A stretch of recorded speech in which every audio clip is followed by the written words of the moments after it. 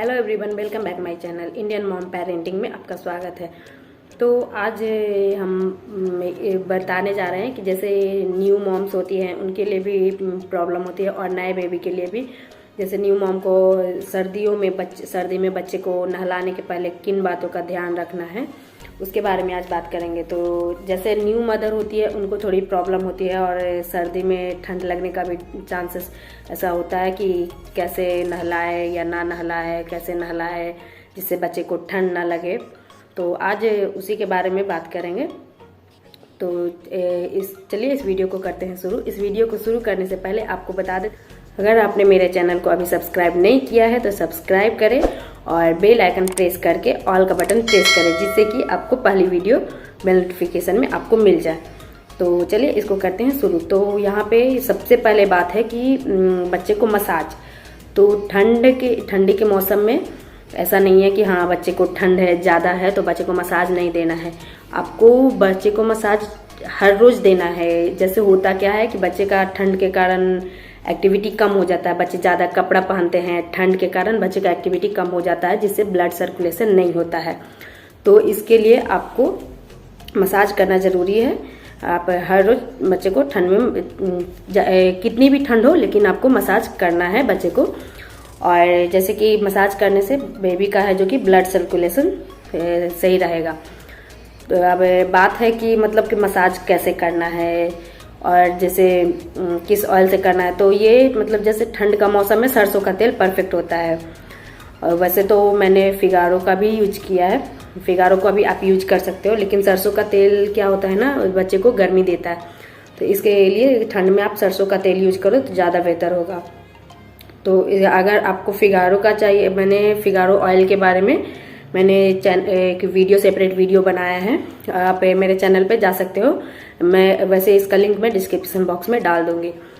और बात है कि जैसे ठंड में बच्चे को मसाज कैसे करना है। तो अगर ज़्यादा ठंड है फिर बात है रूम की टेम्परेचर की। तो आप रूम का टेम्परेचर आप ऐसा रखो जब मसाज कर रहे हो तो मतलब सारे खिड़की दरवाजे सारे बंद कर दो आप। और मसाज करते टाइम अगर ज़्यादा ठंड है तो आप एक टी शर्ट बच्चे के ऊपर छोड़ दो, पूरा कपड़ा नहीं उतारना है। और रूम जो है कि हीट हो सके तो आप रूम को हीट करने का कोशिश करो जिससे कि बच्चे को ठंड ना लगे और कहीं से भी हवा पास ना होना चाहिए। अगर रूम हीटर है तो आप उसका भी यूज करके रूम को गर्म कर सकते हो आप।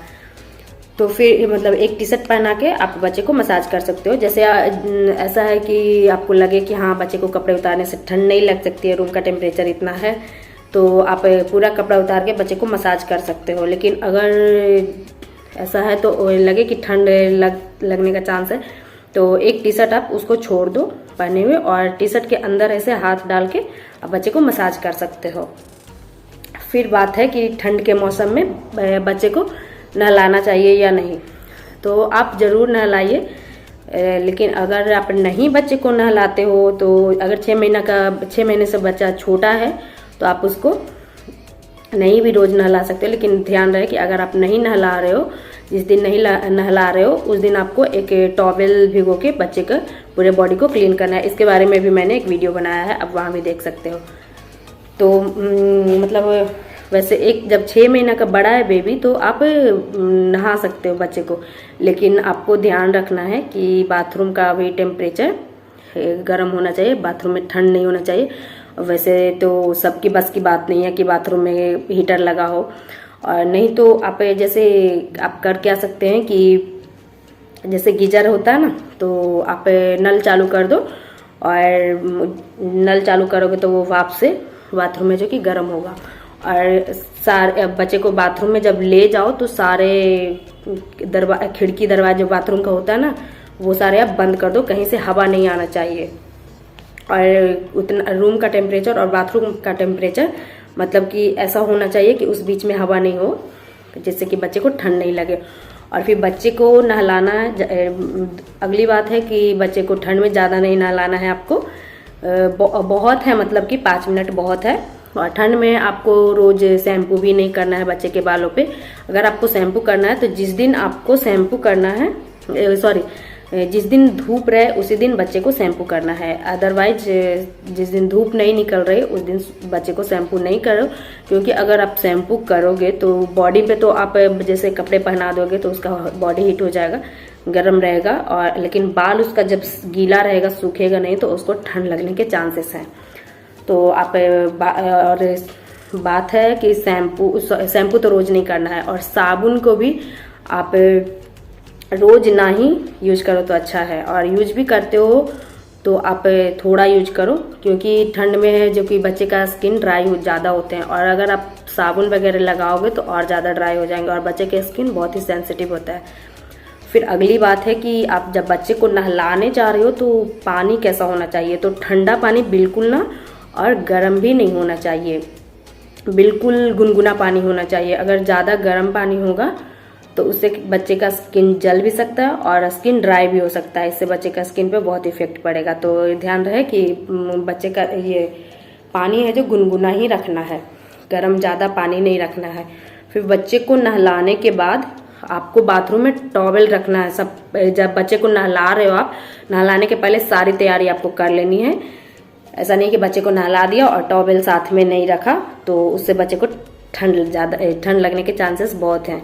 तो आप जब बच्चे को नहलाने ले जा रहे हो तो टॉवेल अपने साथ में रखो, बच्चे को नहला दो, उसके बाद अच्छे से उसका पानी बॉडी का पोंछ के उसके बाद फिर अच्छे से उसको कवर करके रूम में लेके आना है। और इस बीच ध्यान रखना है कि आपको सारे खिड़की दरवाजे बंद रखने, कहीं से भी हवा नहीं पास होना चाहिए। अगर जैसे हवा पास हुआ, अटैच बाथरूम है, रूम में बाथरूम है, तो तब तो दिक्कत नहीं है, लेकिन अगर नहीं भी है तो आपको ये मेंटेन करना होगा, ये ध्यान रखना होगा कि बच्चे को हवा ना लगे बाथरूम से रूम में जाने के बीच में, मतलब उसको हवा नहीं लगना चाहिए, नहीं तो अगर हवा लगे तो बच्चे को ठंड लग सकती है।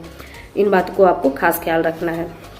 उसके बाद अगली बात है कि जैसे बच्चे को नहला के उसके बाद उसके बॉडी जब आप रूम में ले जाते हो तो उसे अच्छे से पूरे उसके बॉडी में पानी नहीं होना चाहिए, अच्छे से उसको पोंछ देना है, और फिर मॉइस्चराइज करना बहुत ज़रूरी है बेबी को।